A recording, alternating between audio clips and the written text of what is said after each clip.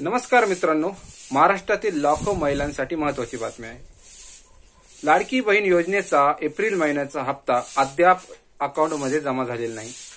त्यामुळे अशी शक्यता वर्तवली जात आहे की एप्रिल आणि मे या दोनही महिन्यांचे पैसे एकत्रित 3000 रुपये आपल्या अकाउंटवर जमा होतील। याबाबतची अधिकृत घोषणा सरकारकडून लवकरच देण्यात येण्याची शक्यता आहे। लाडकी बहीण योजना ही महायुती सरकारची अत्यंत प्रभावशाली योजना आहे।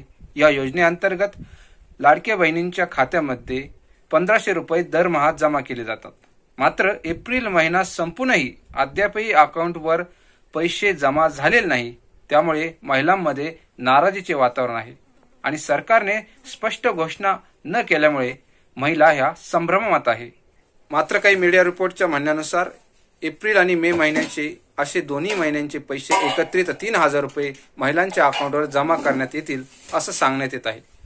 याआधीही फेब्रुवारी आणि मार्च महिन्यांचे दोन्ही महिन्यांचे एकत्रित पैसे महिलांच्या अकाउंटवर जमा करण्यात आले होते।